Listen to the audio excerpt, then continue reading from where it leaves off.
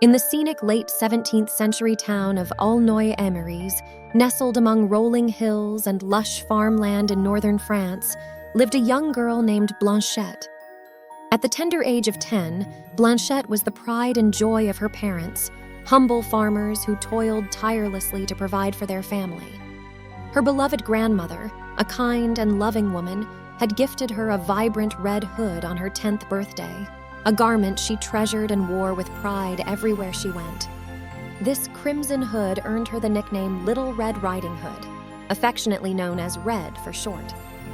Red was a gentle and dutiful child, helping her parents with chores around the homestead while they worked diligently on their farm. Often, she would lovingly prepare lunch and place it in her wicker basket, rushing to the fields to ensure her parents did not go hungry when they forgot to bring food. One day, as Red was baking a delightful cake that filled her modest home with a heavenly aroma, Smoo, drawn by the irresistible scent, arrived in Aulnoy-Emeries. With his keen sense of smell, Smoo followed his nose until he found himself outside Red's quaint hut. Gazing through her kitchen window, Red spotted the curious feline and couldn't help but smile. She waved him over, and Smoo, with light and happy steps, approached the window. He circled around Red's legs and nuzzled her affectionately. Red giggled and welcomed Smoo's display of affection, tenderly patting his sleek black fur as he purred contentedly.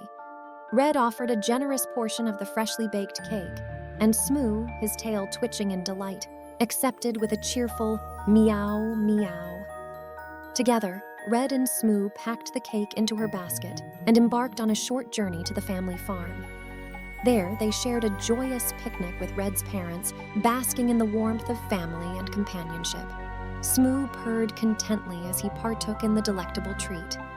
The next day, Red received a letter from her ailing grandmother, who expressed a strong desire for Red's scrumptious cake. Red immediately set to work, preparing a fresh cake and placing it carefully in her basket. She left a note for her parents, informing them of her plans to visit her grandmother in the woods, a journey that would take approximately 2 hours on foot. Red embarked on her journey through the enchanting woods, basket in hand and the crimson hood gracing her head. The sun-dappled forest seemed to come alive with every step, its serene beauty enchanting her. Birds sang melodious songs, and the leaves rustled gently in the wind. Unbeknownst to her, the big bad wolf had been watching from the shadows, his cunning eyes following her every move. He devised a sinister plan to reach her grandmother's house before she did. Upon reaching her grandmother's cottage, Red found the door ajar. Confused but undaunted, she entered the cozy home, calling out to her beloved grandmother. To her surprise, her grandmother's voice responded, albeit with an eerie, unfamiliar tone. Red, trusting the voice, moved closer, still unaware of the danger lurking. In the dark corner of the room, beneath a shroud, the wolf had cunningly disguised himself as Red's grandmother. With unsettling glee, he lay in wait, plotting to devour the innocent girl who approached. "Grandmother, what big eyes you have!" Red exclaimed, her voice tinged with unease. "The better to see you with, my dear," the wolf replied, trying to mimic the gentle voice of the elderly woman.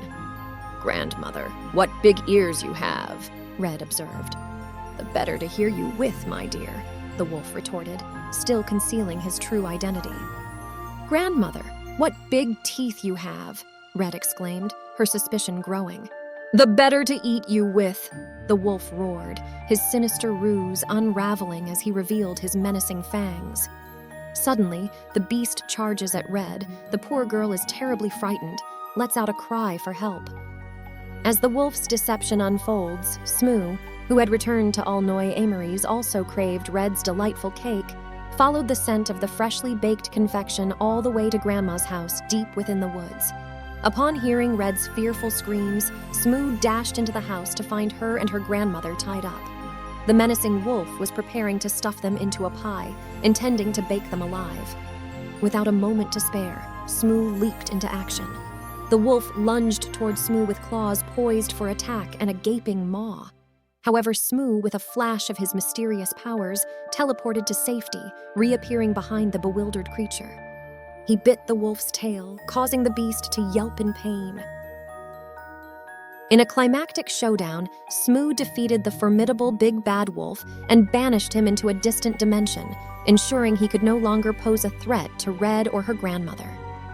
With the danger averted, Smoo, Red, and her grandmother joyously savored the cake together, celebrating their victory. As they enjoyed their delicious treat, Smoo couldn't help but sense that this encounter with the Big Bad Wolf wouldn't be the last in their extraordinary fairy tale adventures.